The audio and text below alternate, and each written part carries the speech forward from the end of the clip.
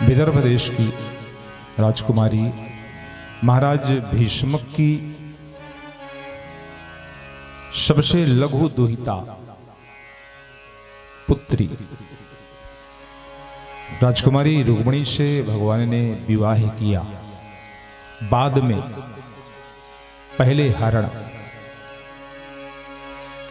देश काल परिस्थिति के अनुसार परमात्मा की क्रियाओं में आपको निरंतर अंतर दिखाई देगा।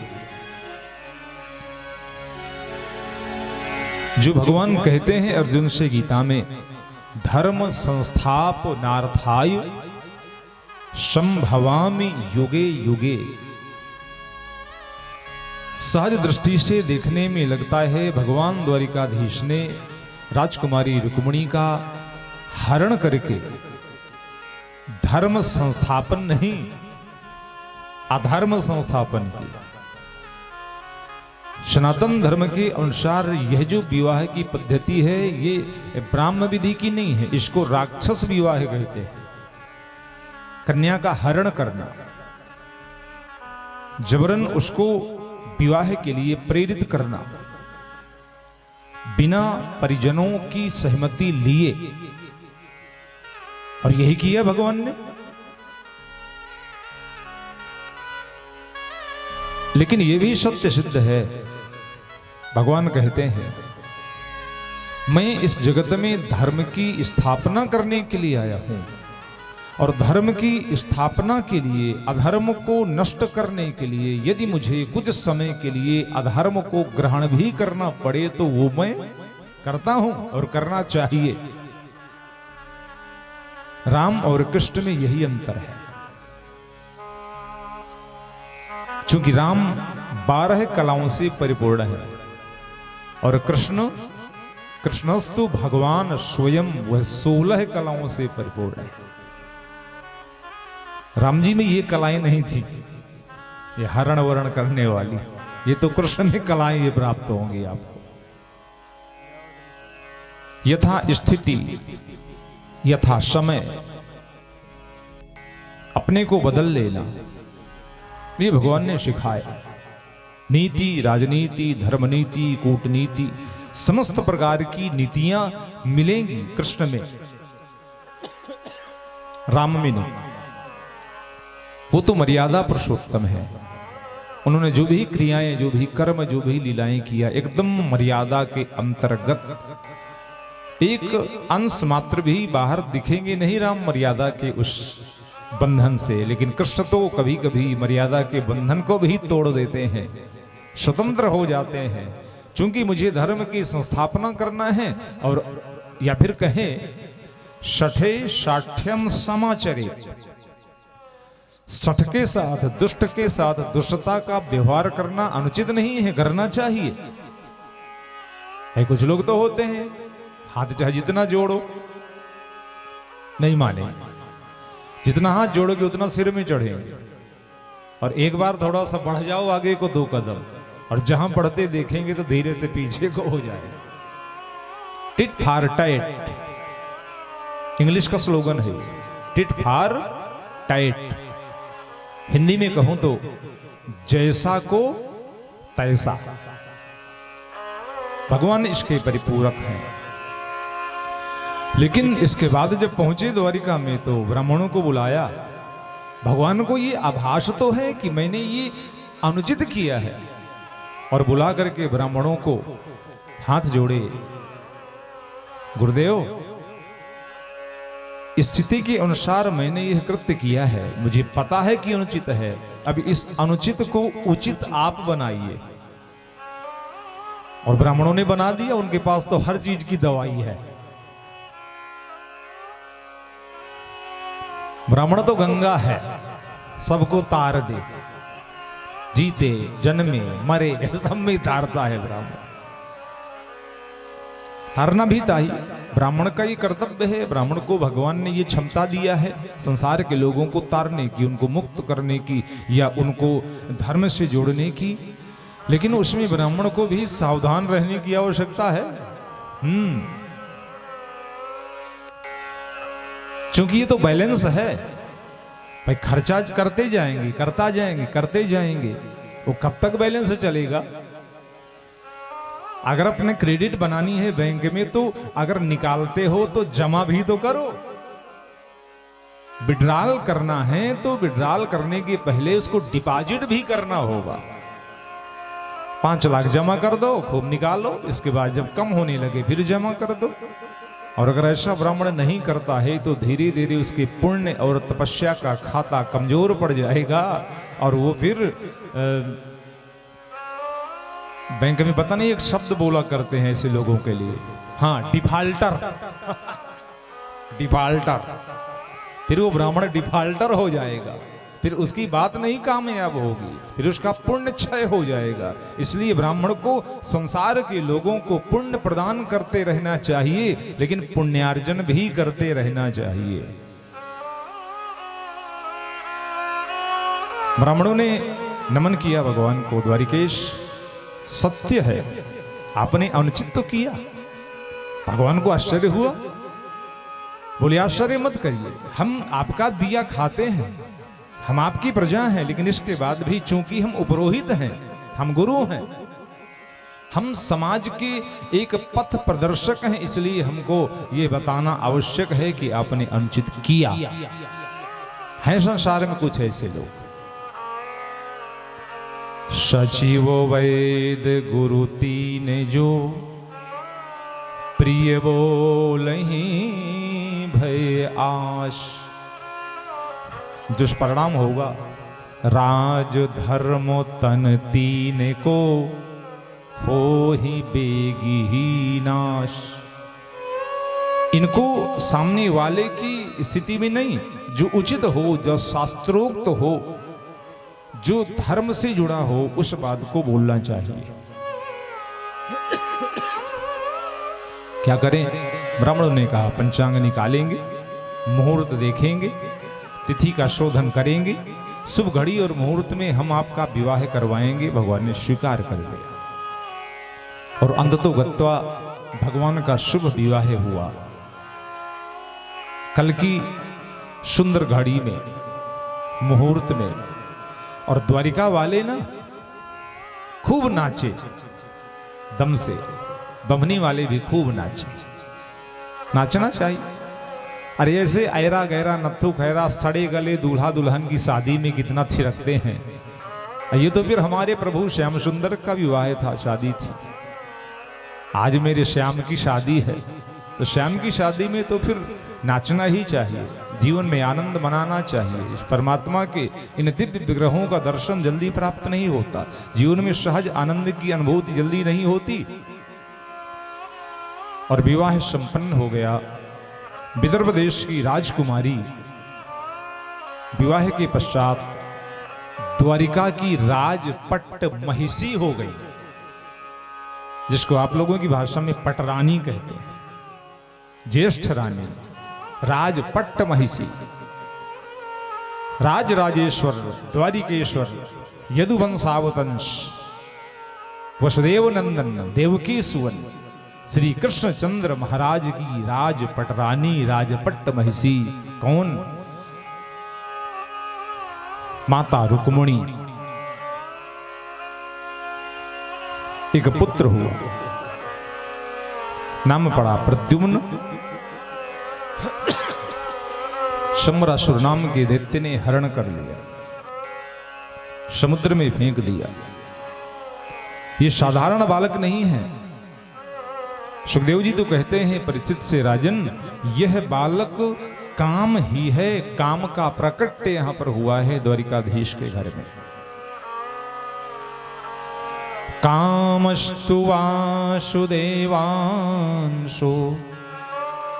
दग्धः प्राग रुद्र मन्युना। काम ही भगवान कृष्ण का पुत्र बन करके उनके ही घर में, उनकी पटरानी के गर्भ से प्रकट हुआ। काम, काम गर्भ से पैदा हुआ।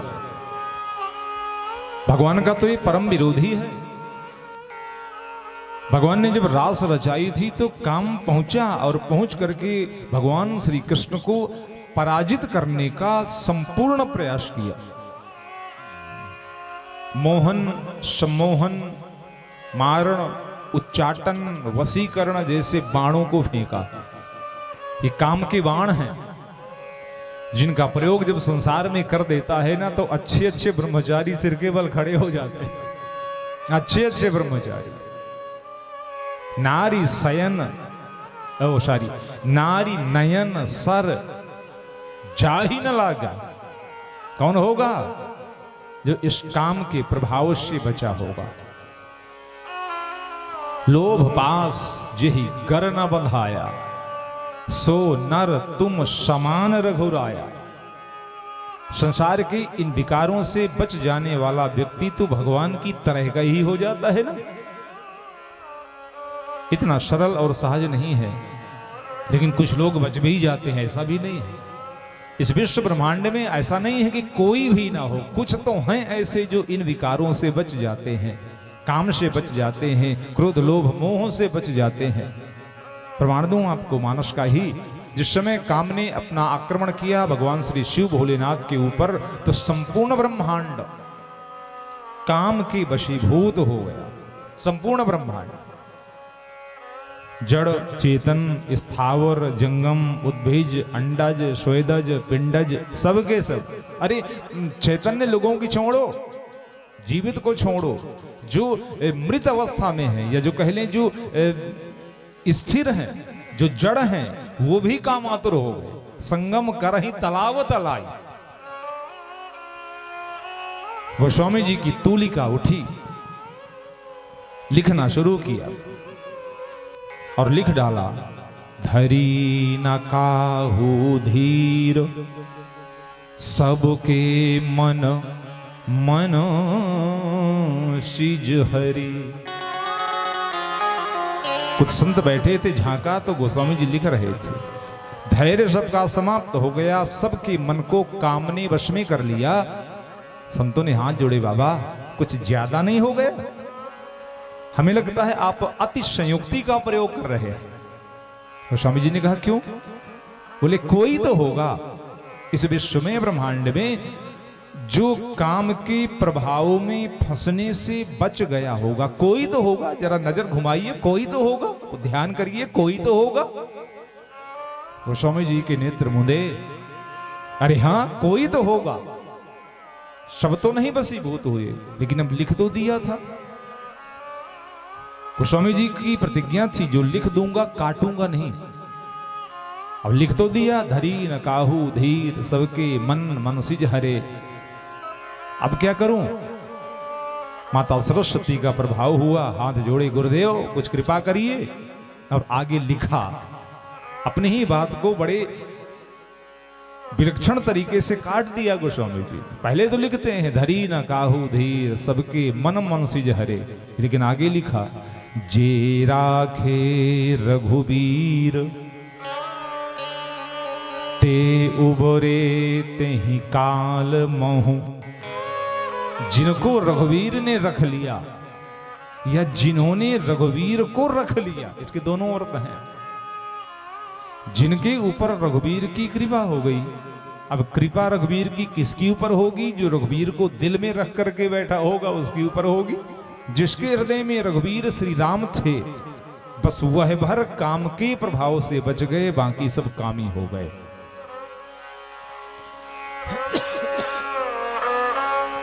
यह काम जो भगवान श्री कृष्ण को 6 वर्ष की अवस्था में काम मोहित करने का प्रयास करता है, पराजित हो गया। किसी राजनीति के विशेषज्ञ को बुलाया और बुलाकर के पूछा, बताइए दुश्मनी किससे करना चाहिए? उस राजनीति के जानकार ने बताया होगा, काम दुश्मनी शत्रुता उसी से करो जो अपने से कमजोर हो। अपने से ऊपर वाले से मत करो, वरना तुमको नष्ट कर देगा वो। और काम को लगा कृष्ण से राम से शत्रुता करना उचित नहीं है, कंप्रोमाइज कर लिया, संधि कर लिया, और भगवान कृष्ण का पुत्र बन करके ही काम उनके घर में पैदा हो गया। कामस्तु वासुदेवांशो दग्धा ब्राग रुद्र मन्युना देहोपत्ति जाता, देह से उत्पत्ति हो गई उसकी, देही बन करके पहुंच गए। शंबरासुर नाम के दैत्य ने उसको हरण कर लिया। तम शंबरः काम रूपी हत्वा तोक मुनिर्दशम, शंबरासुर ने हरण किया। सुखदेव जी ने जहां कहा तो परीक्षित जी ने पूछ लिया क्यों किया? शंबरासुर से उस बच्चे से क्या दुश्मनी थी भाई? बोले थी। कौन सी? बोले असली नकली वाली दुश्मनी। ये बालक कौन है प्रद्युम्न? बोले ये बालक है काम, असली काम है। कामस्तु असली काम है। और ये शंबरासुर कौन है? बोली नकली काम है। तम शंबरः काम रूपी, ये काम रूप है, नकली काम है। और आप सब जानते हैं नकली को चिढ़ है सबसे ज्यादा किससे? बोले असली से, इसलिए हरण कर लिया। मारने का प्रयास किया, नष्ट करने की कोशिश की, समुद्र में फेंक दिया, बालक मरा नहीं। एक मछली ने निगल लिया, मछली के उदर में चला गया, बालक मरा नहीं। एक शिकारी ने जाल में फंसा लिया, बालक मरा नहीं। फंसा करके शंबरासुर की रसोई में भेज दिया मछली को, और जब पेट उसका चीरा गया तो बालक जिंदा निकला।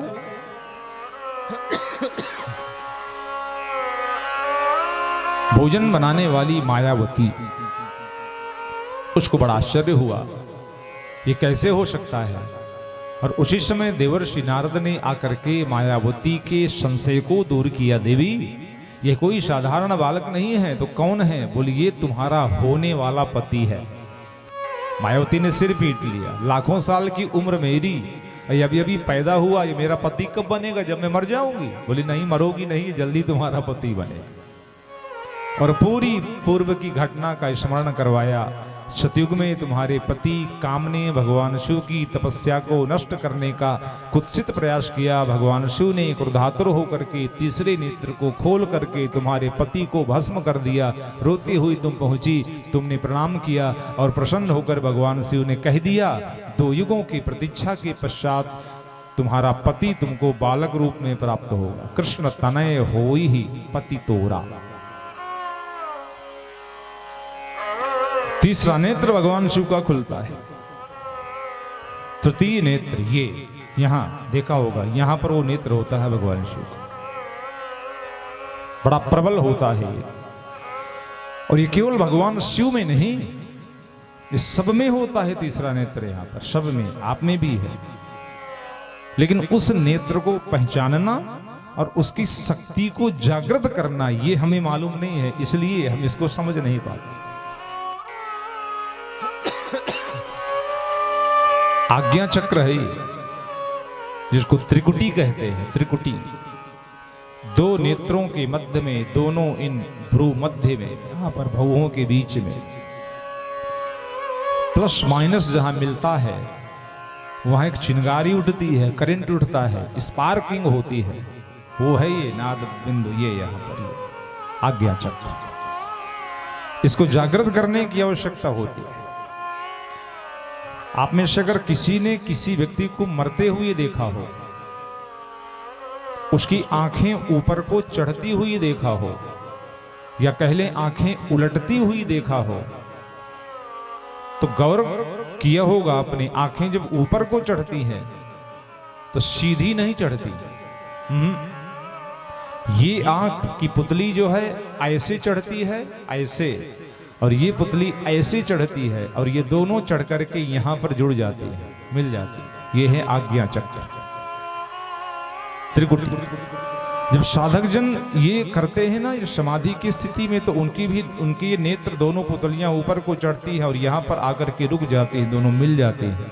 और जब ये धन और ऋण, प्लस और माइनस, ये जब आवेश दोनों यहां पर मिलते हैं तो फिर यहां पर चिंगारी उठती है एक, और वही चिंगारी है, उसी को ब्रह्म रूप, उसी को प्रकाश बोलते हैं, उसी को तत्व बोलते हैं, वही है ज्ञान। थोड़ा कठिन है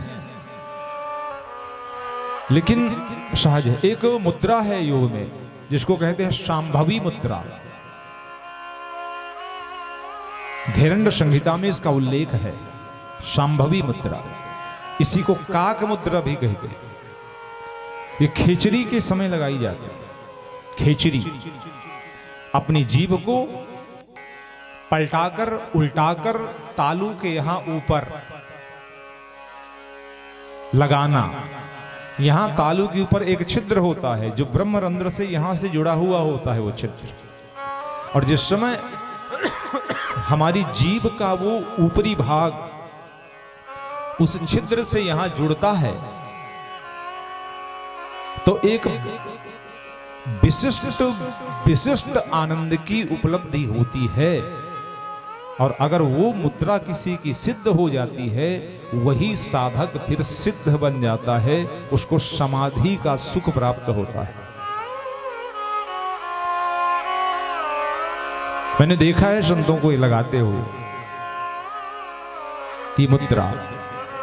बहुत सारे अभी जिह्वा को पहले वो लंबी खींचते हैं, इसके बड़े लंबे प्रोसीजर हैं योग के, बड़ा कठिन चीज है ये, हठ योग कहते हैं इसको। जीभ लंबी होनी चाहिए, उसमें नोक होनी चाहिए। कुछ लोगों की जीभ नोकदार होती है, किसी की गोल गोल होती है। अब मेरी पता नहीं कैसे है, भगवान जाने। साधक लोग उस जीभ को उसमें हाथ में घी लगा करके जीभ को निकाल करके उसको ऐसे ऐसे ऐसे ऐसे खींचते हैं।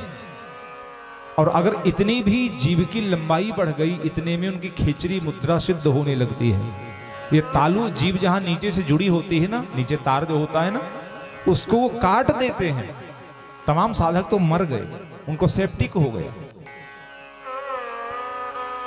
तो योग की क्रियाएं हैं ये, कठिन है। वो जो सिद्ध जन हैं, जो गृहस्थी में नहीं फंसते, ऐसे लोगों के लिए हैं। हम आप लोगों के लिए नहीं है ये, क्योंकि हम लोग ऐसा नहीं कर सकते। हमें तो बहुत सारी चीजें देखनी।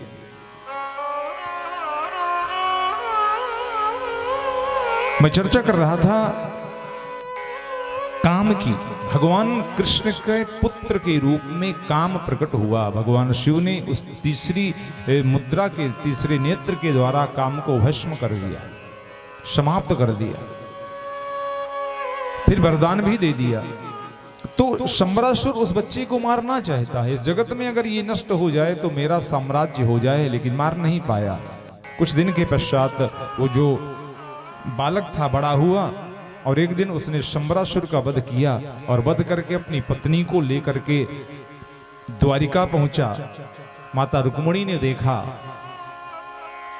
पुत्र के लिए ही तड़प रही थी, और जब पुत्र मिला तो पुत्र के साथ में बहू भी मिल गई, दोनों प्राप्त हो गए। भगवान के परिवार का ये विस्तार है। परीक्षित जी ने कहा और विवाह बताइए। सुखदेव जी भगवान के दूसरे विवाह की चर्चा करते हैं। एक सत्राजित नाम के राजा थे, भगवान सूर्य के उपासक थे। सूर्य देव ने प्रसन्न होकर के सत्राजित को एक मणि दिया। नाम जानते हैं? नहीं। उस मणि का नाम था सेमंतक मणि। बड़ी तेज उसमें प्रकाश होता था। उस मणि को गले में पहन करके सत्राजित भगवान द्वारिकाधीश से मिलने गए। भगवान ने हंसी हंसी में कह दिया, ये मणि हमको दे दीजिए। सत्राजित ने मना कर दिया। पता नहीं कैसे बात का सामना पड़ गया। अगले दिन प्रसेनजित जो सत्राजित का छोटा भाई था, मणि को गले में पहन करके शिकार खेलने जंगल चला गया। एक सिंह की चपेट में आ गया। सिंह ने उसकी हत्या कर दी और पूरा का पूरा कलंक जो था भगवान द्वारिकाधीश को लग गया। लगता है इन्होंने मणि हड़पने के लिए मेरे भाई की हत्या करवा दी। बात का सामना तो है, कभी कभार ऐसा फंस जाती है बात की, लगता है सच में ऐसा ही है। तो कहावत है हमारी तरफ, सांप की बांबी के पास कोई मरा पड़ा हो तो लोगों का शक सांप पे जाएगा, लगता है सांप ने काटा। अब भगवान बहुत पशुपेश में पड़ गए, क्या करूं। उन्होंने लिया अपने समस्त गुप्तचरों को और लेकर के इसकी खोज करने के लिए निकले। पहुंच गए उस स्थान में और जैसे ही पहुंचे तो देखा प्रसेनजित के मृत शरीर के पास में एक सिंह के चिन्ह है, एक वनराज के चिन्ह है। उनको देखते देखते भगवान जंगल के अंदर तक घुस गए तो वहां देखा सिंह मरा पड़ा है और उस सिंह के आसपास एक ऋक्ष के पैरों के निशान हैं। उन निशानों को देखते देखते भगवान और गहनतम जंगल के भीतर गए। एक पहाड़ का, एक पत्थर का महल नुमा था, उस गुफा के भीतर घुसे। वहां देखा कुछ ऋक्षों के बच्चे उस मणि को उछाल रहे हैं, खेल रहे हैं। भगवान ने जाकर के मणि उठा ली। बच्चे दौड़ करके गुफा के भीतर पहुंचे। दादाजी देखिए, कोई हमारी मणि लेके जा रहा है, हमारी गेंद लेके जा रहा है, हमारा खिलौना लेके जा रहा है। भयानक गर्जना करता हुआ एक विशालकाय श्वेत के श्वेत वर्णी एक ऋक्षराज बाहर निकले और जैसे ही द्वारिकाधीश ने देखा मुस्कुराए। आपकी है क्या ये? बोले हाँ, ये मणि मेरी है और मैंने प्रतिज्ञा किया है ये मणि मैं उसी को दूंगा जो मुझे युद्ध में पराजित करेगा। भगवान मुस्कुराए। चलो अच्छी बात है, बहुत दिन से लड़ने को नहीं मिला, आप ऐसे लड़ ले। और दोनों में युद्ध प्रारंभ हो गया। पहचान गए होंगे आप कौन थे वो? प्रभु श्री राम के परमोपासक, परम भक्त, भगवान राम के महामंत्रियों में से एक प्रमुख सलाहकार दादा। 27 दिन तक युद्ध हुआ। 28वें दिन जामवंत हार गए और जैसे ही हारे जामवंत चरणों में गिर गए। प्रभु नमन करता हूं आपको, प्रणाम करता हूं। आप मेरे प्रभु श्री राम हैं, श्री राघवेंद्र सरकार हैं, दशरथ नंदन हैं। भगवान कृष्ण मुस्कुराए। आप कौन है पहले आप तो बताइए। बोले मेरा नाम जामवंत है, मैं आपका सेवक हूं। भगवान ने कहा आप धोखे में हैं जामवंत जी, हम राम नहीं हैं। तो कौन है? बोले हम श्याम हैं। राम तो त्रेता में थे, द्वापर में तो श्याम होते हैं। जामवंत मुस्कुराए। प्रभु धोखा मत दीजिए, राम और श्याम में कोई अंतर है क्या? आप ही तो कह रहे थे मैं श्याम बन करके आऊंगा, कभी राम बन के कभी श्याम बन के। और मैंने कहा था प्रभु चले आना, प्रभु जी चले आना। भगवान ने प्रयास किया उनको बरगलाने का। जामवंत जी बरगलाए नहीं। उनको तो पता है यही मेरे राम है जो श्याम बन करके आए हैं। सिर झुकाया, चरणों में बैठ गए और बैठ करके भक्तराज जामवंत भगवान की स्तुति करते हैं।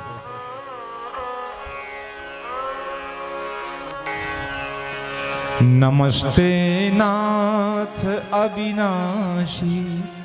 इस भजन के जरा शब्द सुनिएगा, बहुत प्यारे। नमस्ते नाथ अविनाशी, तुम्हें मस्तक झुकाते हैं। बहुत दिन से गर्भ का भरा मस्तक झुका नहीं किसी के चरणों में सरकार। त्रेता के बाद आज झुका और चूंकि मस्तक झुक गया तो मैं पहचान गया कि आप मेरे इष्ट हैं।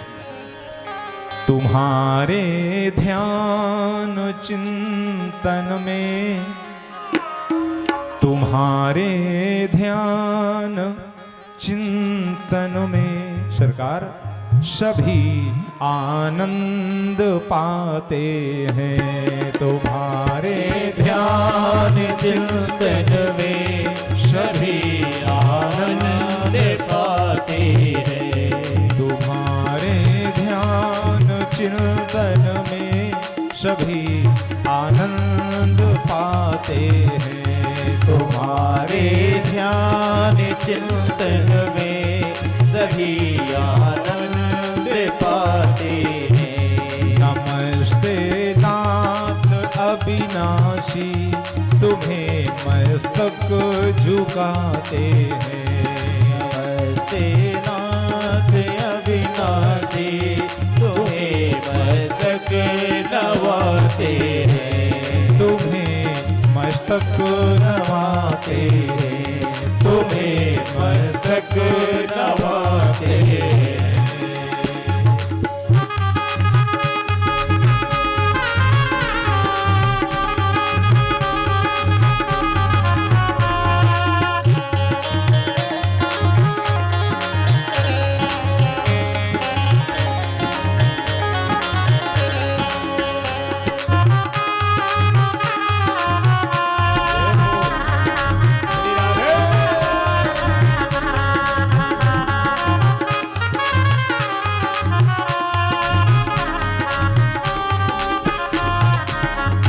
हाथ जोड़े हैं जामुंत जी, भगवान से कहते हैं प्रभु तुम ही सर्वेश स्वामी हो, सब कुछ हो सरकार, तुम ही भू हो भुवः स्वः हो। तीन ही लोग हैं केवल, भूलोक, भुवः लोक और स्वः लोक। इन तीन लोगों के अंतर्गत ही 14 भुवन होते हैं। अतल, वितल, सुतल, तलातल, महातल, रसातल, पाताल। भूलोक, भुवः लोक, स्वः लोक, महलोक, जनलोक, तपलोक, सत्य वैकुंठ धाम।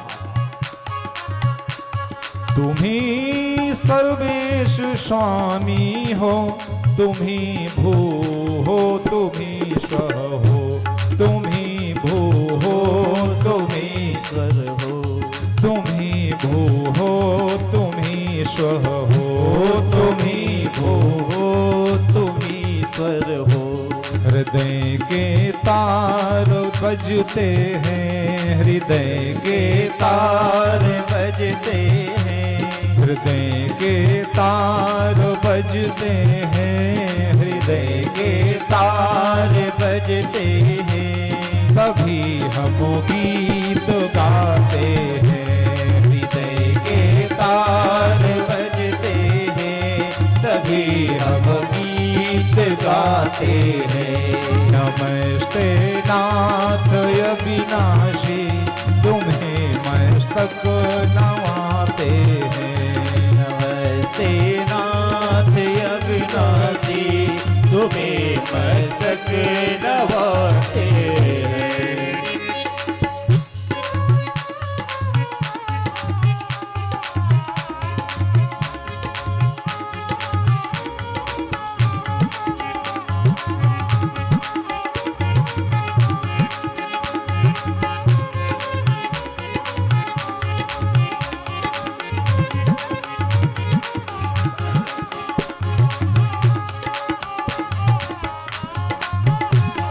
हरि बोल।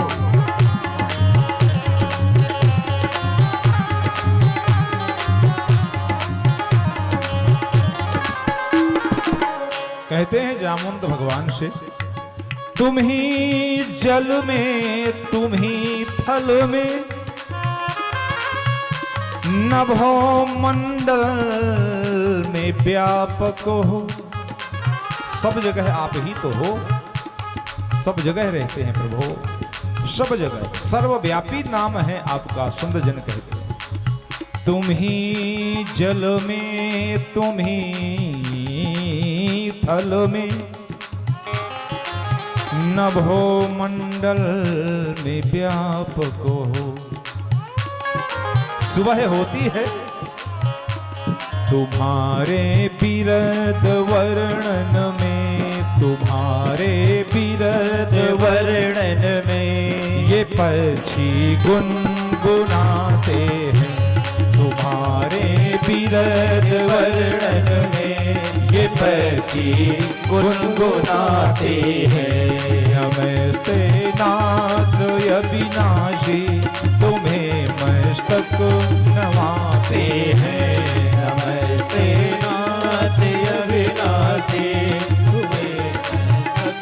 नवाते हैं। तुम्हें मस्तक नवाते हैं, तुम्हें मस्तक नवाते हैं। सिर झुका करके भगवान के चरणों में भक्तराज जामुंत बैठे हैं। कृष्ण में भी राम की परछाई नजर आ रही है, उस चक्र सुदर्शन में भी धनुष बाण नजर आ रहा है। मोर पंख के मध्य में प्रभु श्री राम का वह दिव्य मुकुट नजर आ रहा है। चंचल से नेत्रों में राम की उन चक्षुओं की गंभीरता नजर आ रही है। भक्त की भावना ही तो है। वो तो कहता है कोई भी हो, मैं तो वही देखता हूं जो मेरे दिल में समाया हुआ है। चरणों में मस्तक झुका दिया भगवान के, आंख से आंसू बह पड़े।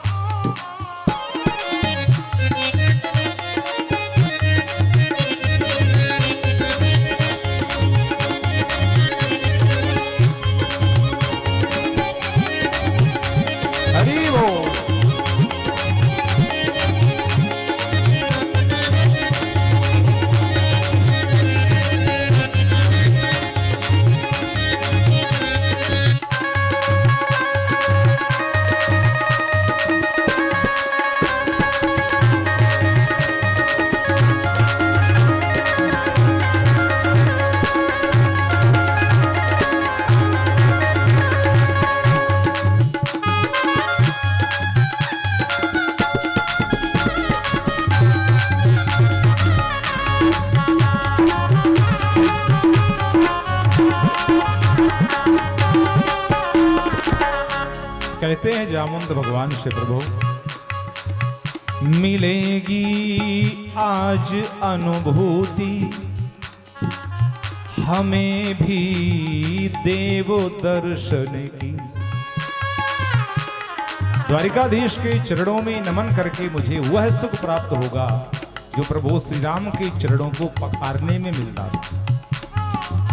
मिलेगी आज अनुभूति हमें भी देव दर्शन की। अतः हम प्रेम पुष्पों से, अतः हम प्रेम पुष्पों से, अतः हम शब्द पुष्पों से, अतः हम शब्द पुष्पों से हृदय मंदिर सजाते हैं। अतः हम प्रेम पुष्पों से हृदय मंदिर सजाते हैं। तुम्हारे ध्यान चिंतन में सभी आनंद पाते हैं। तुम्हारे ध्यान चिंतन में सभी आनंद पाते हैं। नमस्ते नाथ अविनाशी तुम्हें मस्तक झुकाते हैं। नमस्ते नाथ अविनाशी तुम्हें मस्तक झुकाते हैं। नमस्ते नाथ अविनाशी तुम्हें मस्तक झुकाते हैं।